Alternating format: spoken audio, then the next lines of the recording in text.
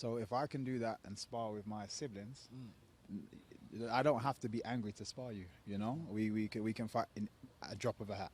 So yeah, I don't need the whole animosity. I find it fun, and I find it entertaining, but I don't need the actual emotional anger to go and do what I need to do. And the emotions could play against you if you're too angry. Very true. Actually, it was brought up before, but Jose Aldo versus Conor McGregor. Jose was so angry. He threw that punch with so much animosity, so much hate that he was blinded, and the punch got caught. Right? So we don't want you to be too angry, but we enjoy the gamesmanship.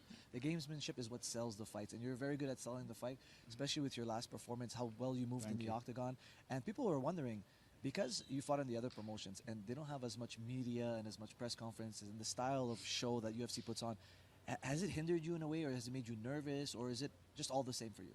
No, it's all the same. Even when I actually got to the other promotions, I had done quite a few big, nowhere near the same scale, but quite a few big kickboxing events. So I was just used to being on stage, used to being under the lights. You can see the levels, especially here now at the UFC, especially experience it. There is definitely levels to it, and this is the top of the top. But I'm still the same. It doesn't faze me in that way. I feel good. The hardest part about selling you here is they don't have the rights to your Bellator highlights. That, I think, is... I mean, if they could just show those, they don't even need you on stage. We're getting just show the highlight reel. To be fair, I'm actually excited to start a fresh slate. So it just means I got to work for some new highlights. Hopefully Saturday. When I watched your last fight, it was interesting because not only were you out striking him, but you even scored takedowns on him. And this fight with Ian Gary, who's also a striker, is it possible that we might see you get him with some trips and just score points in that sense, as well as like not only beating him with striking, because that it's very possible that you do, because you're one of the best strikers in the world.